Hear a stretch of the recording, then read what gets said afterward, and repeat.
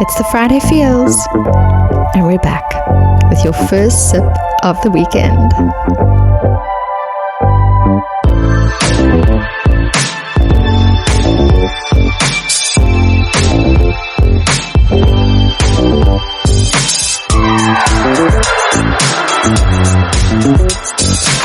You're now tuned in to this week's episode of Your Happy Hour.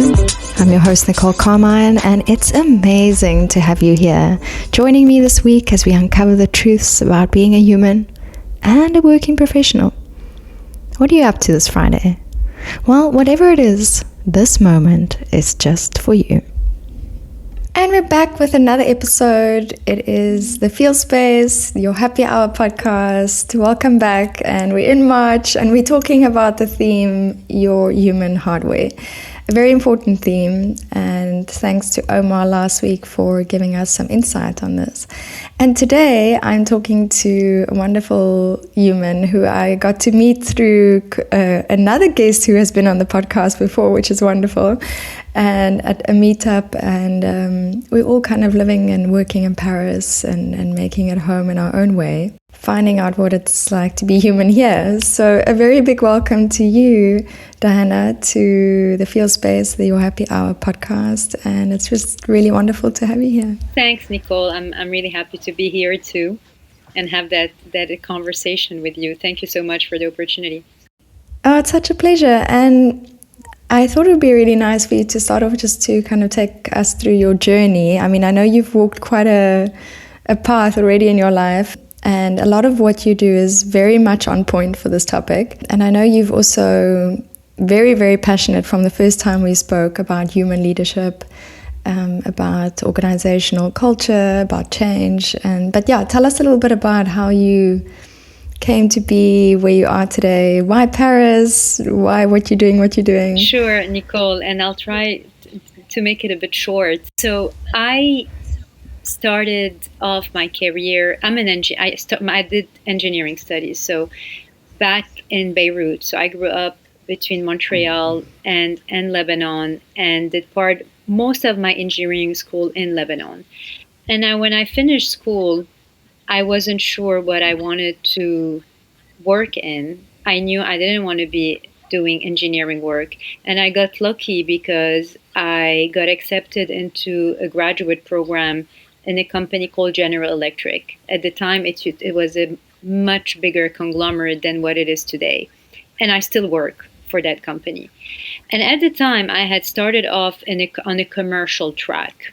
So the graduate program was designed to take on young engineers into the program so that they can equip them to become the future commercial leaders of the company.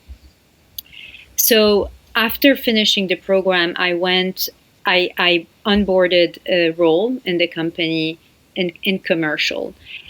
I did that for 8 years, and at the time I was living in the UAE, in Dubai, and then I made my way into France. That answers a bit part of the question of why I'm in Paris. Like, a lot of people loves bring you to Paris, and it was the same for me because I was in a relationship at the time, and my now ex-husband was based in Italy, and we decided to meet in Paris. And I had the opportunity as well with the global company to move internally, keeping my commercial role. So that's what brought me to Paris, which I still live in after now 13 years. It became home.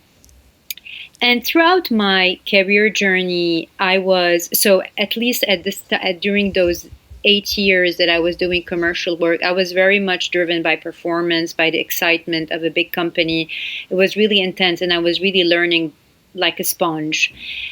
But came a point where when the learning pace was getting lower and it was more about performing and delivering, I started running thin.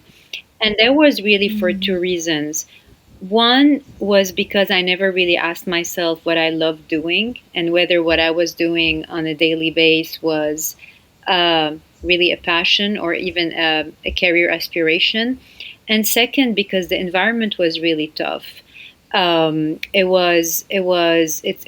such a big company, and the commercial world was a very intense, high pressure no mercy kind of environment where you're after very big amounts of orders and contracts, which for some people could be so exciting and fun. But for others, if you're not into the, that kind of drive or motivation, getting money and getting deals, getting business, if you don't have that in your DNA, but you're more after human impact or people impact kind of a self-driven person, you start running thin, and that's exactly what happened to me. And just maybe going back to one thing, a childhood important precision. When I was deciding, when you're 15, 12, 15, teenage time, you start thinking about what you want to be in the future. I was always thinking about wanting to be a doctor. But that ambition faded away when I realized that to become a doctor you have to study at least 10 years. And I'm not a person who likes to study. I like practice. I like to just get on the job as early as I could, and engineering was going to get me faster to work.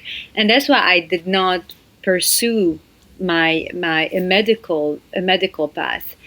But then when I was, so going fast forwarding again into after 8 years in a company doing commercial, my desire to have more of a human people impact in my day-to-day efforts and work resurfaced, but resurfaced really seriously because I was really questioning my sense of purpose.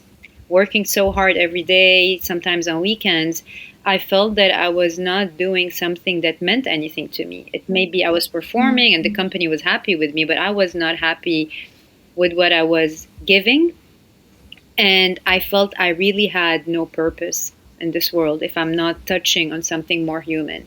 So I resigned at the time very simply. I was so convinced it didn't happen in 24 hours. Yeah, but when I had taken that decision, it was a very simple act to say to the company that I really appreciated that I didn't fit the environment, that I really need to, I'm going to go, I needed space and time to think about what I wanted to build, but it had to be something that has a much more human impact, whether it's coaching people or coaching companies to become more human. And when they heard me say that, it felt a bit like a criticism because I was saying I wanted to do something to coach companies to become more human. And it was a bit of a criticism because at the time, and I'm talking 2016, big companies were very rough on the edges and people were numbers. They were not human beings. And it was performance, results, well-being. If you compare it to today, well-being was not a word part a corporate vocabulary. It didn't even exist in that context. So they were trying to retain me, and long story short, they offered me a position on part-time that I considered would be interesting, while I could also pursue some side activities in entrepreneurship, which I really wanted.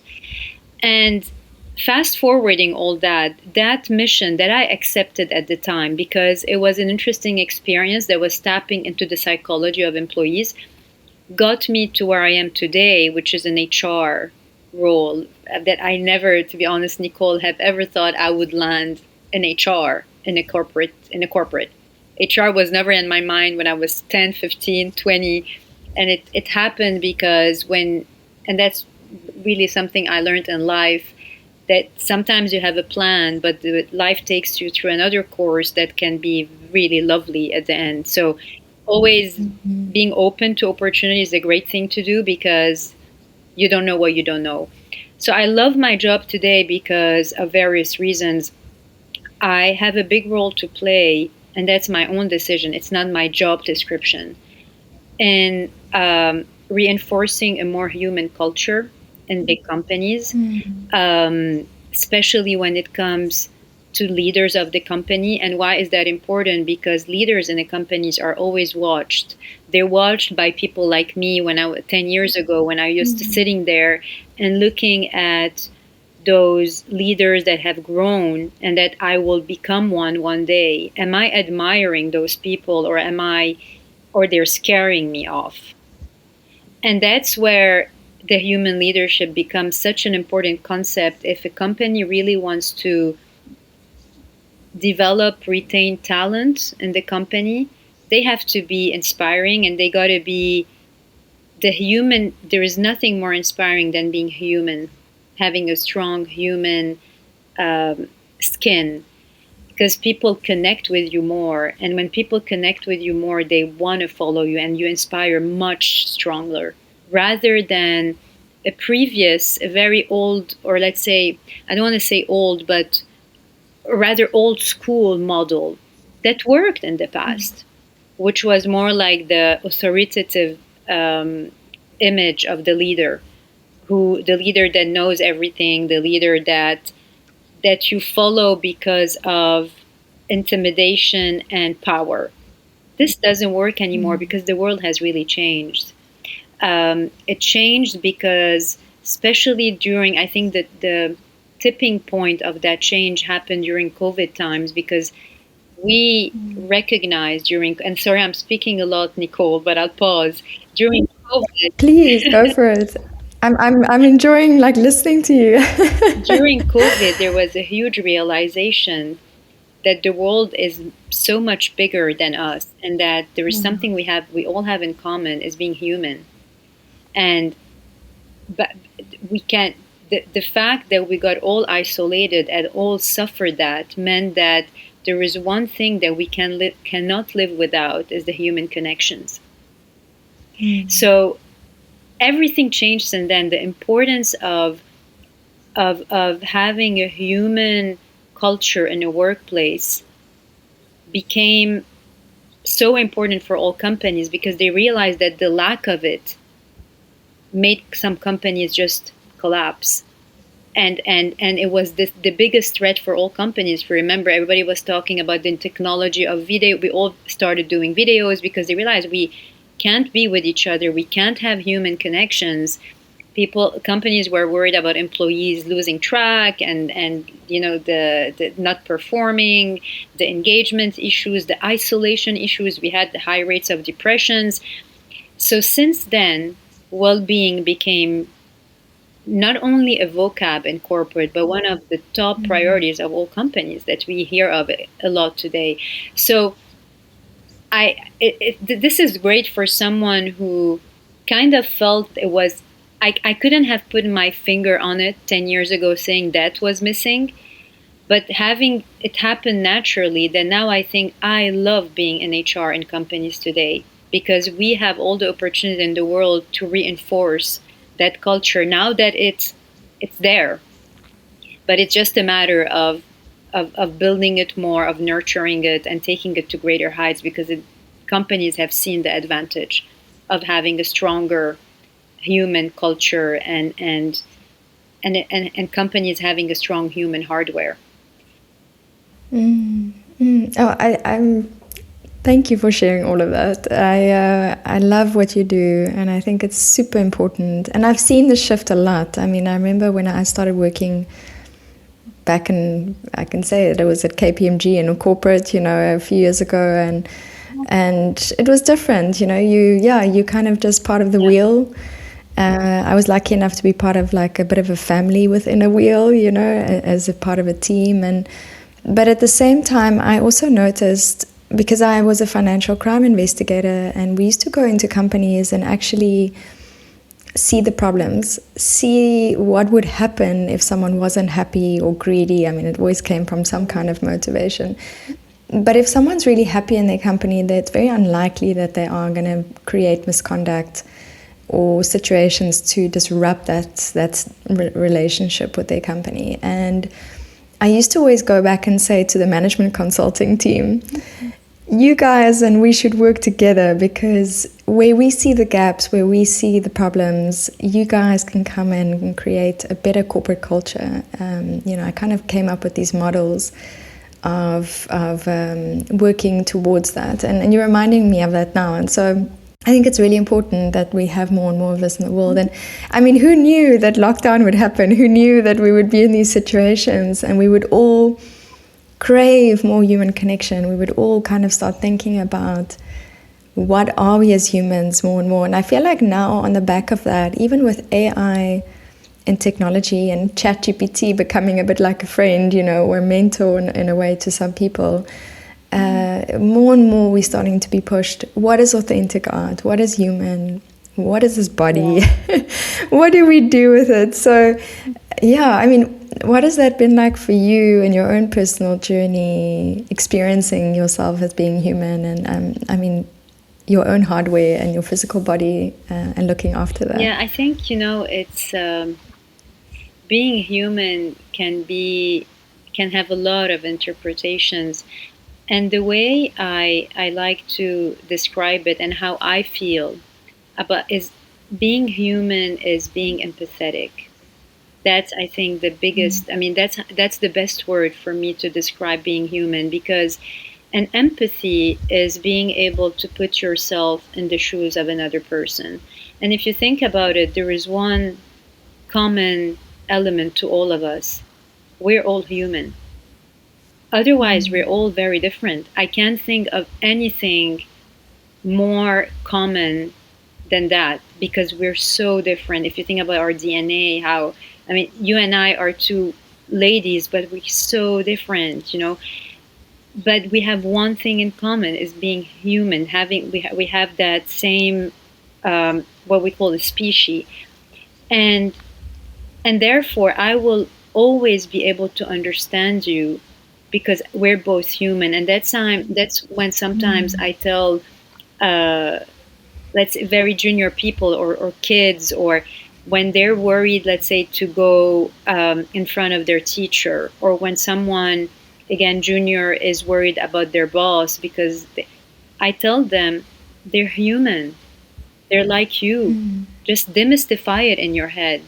You shouldn't feel intimidated going to your teacher to tell her something, or presenting to your boss, or presenting to the head of the company, because he or she are also human.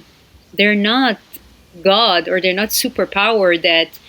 So just be yourself, and they're gonna like you if you're gonna be clear, and you're doing a good job. So, and that's where empathy is important. Back to empathy, when I'm in different, whether personal, work, any kind of relationship that I'm building, or in my daily connections with people, I'm always trying to. I'm a big listener. I like to listen to people's lives, and I'm very often the confidant of a lot of friends, which I really enjoy, because it's very enriching for me to learn from others. I always put myself in the shoes of that person. And to be honest, Nicole, it became, I don't know when I started doing that, or it just happened. I've always done it, but it's so natural for me. It's not that I think about it.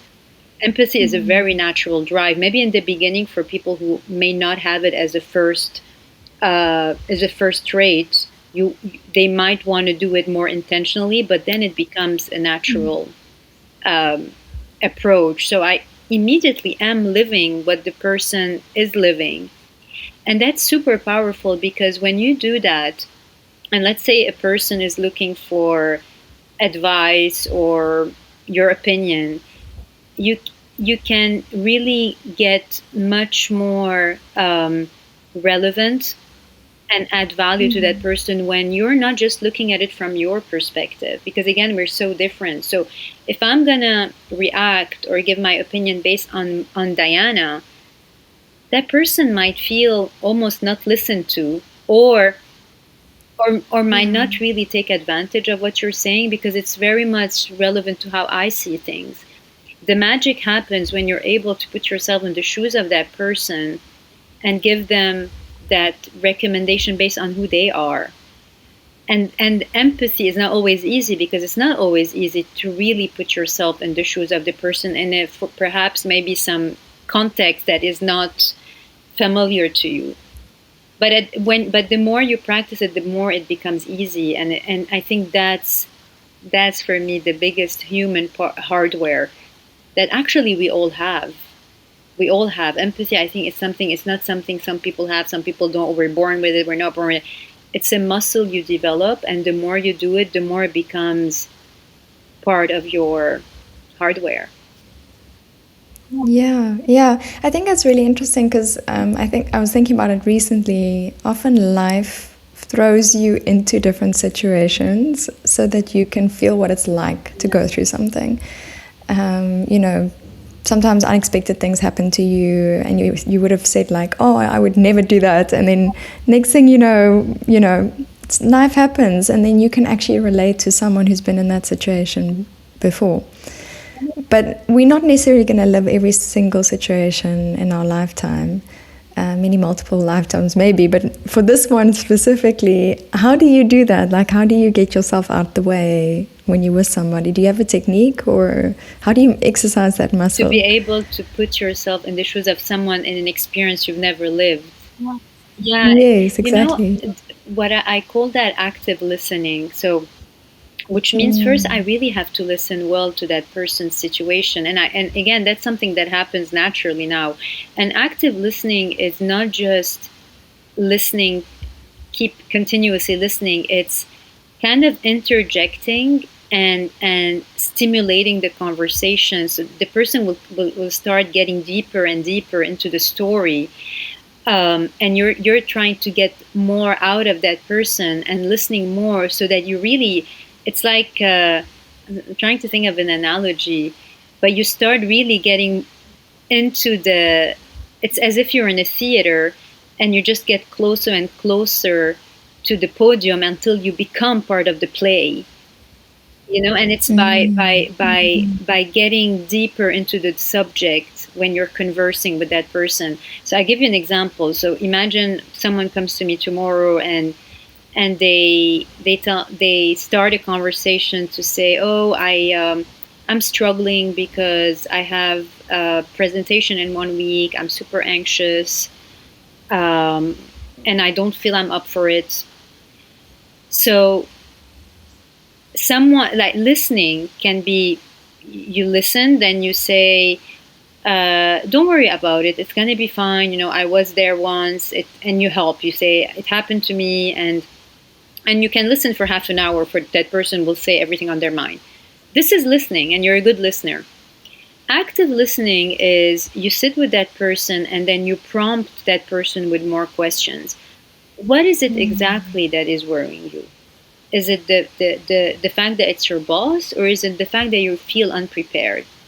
Then the person answers, and then you build up, and you keep on prompting and getting more out of the person, so that you really get more into the what's in that person's head. And the more you do that, the more you start, you're almost, you're with that person in their head, you see. So that's how you are able to much better understand what's going on, and be part of the play, and help more, giving them, rather than saying, don't worry, I did it a month ago, it went well, you just have to feel confident. That might not be as relevant as when you dig deeper, because you ask a lot of questions, you got more info, and it can you can understand perhaps that person is just suffers of anxiety in general in life. And I think the person perhaps over prepared, because as you were prompting them, they were preparing for maybe the last year. So it's not about preparation, and perhaps they need to stop preparing and just think about the fact that this is just one presentation, and there's no reason for it to go wrong.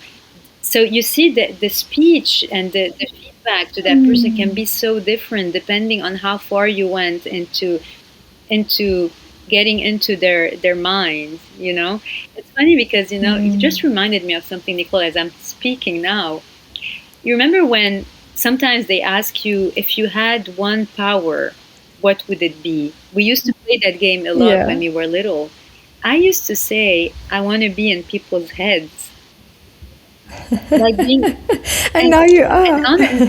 It's the first time I make the link, that I've always wanted to understand what people were thinking in their heads. So, like, being able to go into their heads. It's interesting now that I realize it's the first time I make that connection. But Yeah, that's really cool. I think often when you're young, you know the things that you really want. You know, you should go back Yeah. to those feelings. I think my answer would have been to teleport. So hopefully in the Wow. future that is Oh, possible. But through storytelling and productions and things that I do, I get to tell stories over time. So that's great. But thank you. That's really helpful. And I think more and more of us can practice active listening. I mean, sometimes it takes a bit of time to have that conversation. And I think in the meantime, if you don't have that time, I've noticed just being compassionate is a really great space to be, because you don't know what's going on in that person's life and what they're feeling, and just giving them a kind word or kind of sending them good vibes and good feels, that's the best you can do in that moment. But not judging is definitely a decision, and also, just like you say, honoring that we're all human and we're all having this crazy experience in this hardware, this vessel. So yeah, I like this idea of being a player in someone's life. And I actually want to use this quick moment, if I can, to say thank you to the players in our lives in this podcast, which is our partners, rss.com. And they help us distribute this platform and this podcast into the world. So thank you to them. And then also Blender Bombs, which is a nutritious snack that feeds our hardware. And you can order it from them with a discount code, The Feels, and it's 20% discount for our audience. And then recently we partnered with BNE Sim, which is called Best Network Ever Sim. It's an amazing sim. You can have it all across the world. It's really changed the game for me as I traveled, and hopefully as I teleport in the future. So thanks to our partners. You can definitely DM us on the socials if you want to learn more about that. And I do want to do a quick segment with you, Diana, a few of them, but I'll start with the one called The Gems. And that is like something we do each time, talking about our gratitude or our learning for the week. And I thought it was great that you mentioned it earlier, that we being human is just such a weird experience. And this last week has been, for me, it's been a kind of a letting go of small stuff.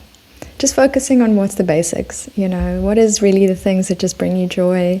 Watching people on the metro, and we're all so different, and looking at someone's jacket and she looks like she's supposed to be in a spaceship, and she's standing next to someone who's from a different country, and we're all just beautiful, beautiful beings. So it was really great for me. I was feeling a little down, and I looked around and I thought, actually, don't sweat the small stuff. Just experience what is here. So that was really a gem for me. And how about for you? That's nice, Nicole.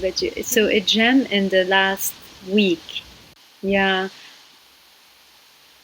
I have to think about it a little bit. Because, it's nice you're asking the question, because sometimes we may have a lot of gems, but we just don't reflect back and think of them. Yeah. For in the last few days or last week, I think one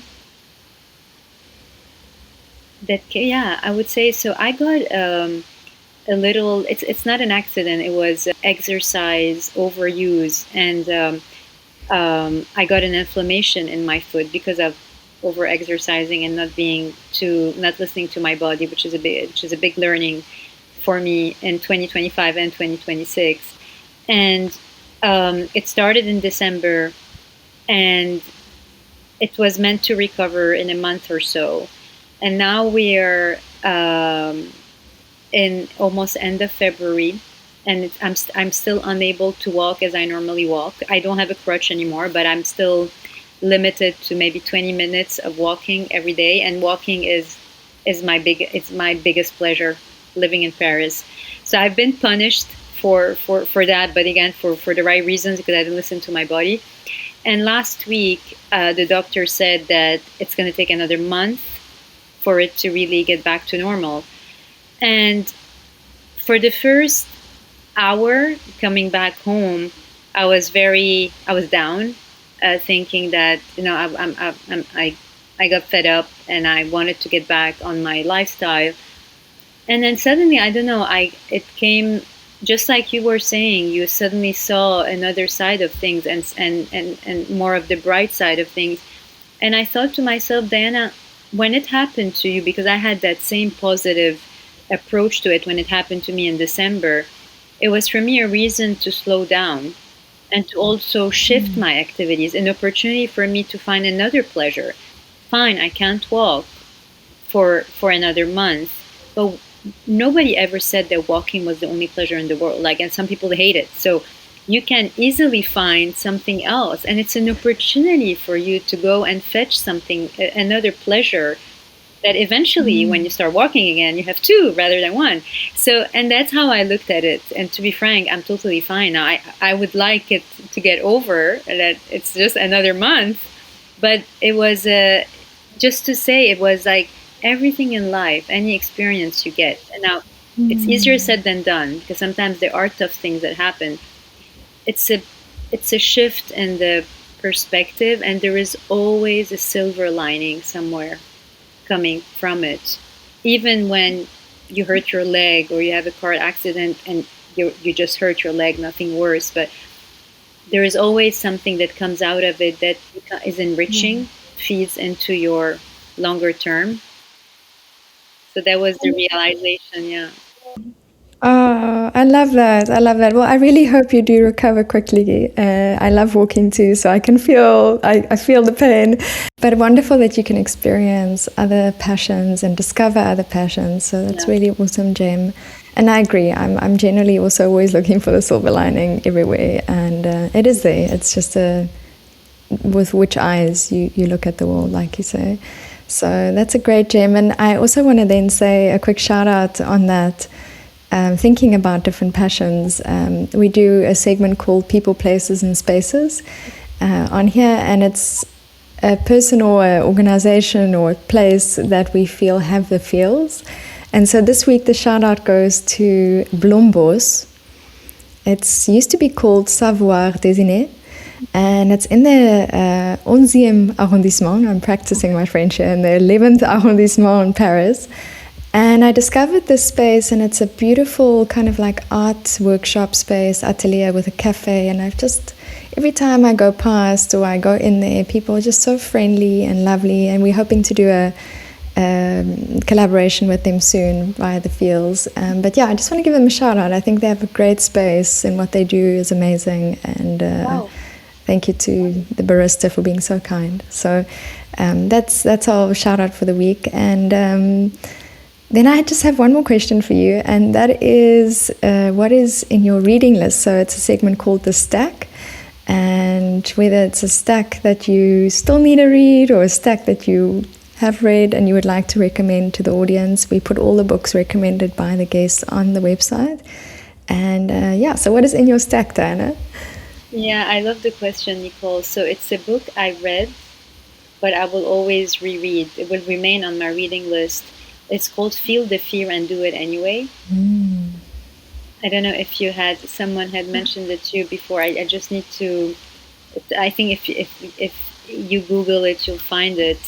And it's all about the concept of how we dread things, which is called fear. Yeah. The concept of fear, and that fear has no meaning.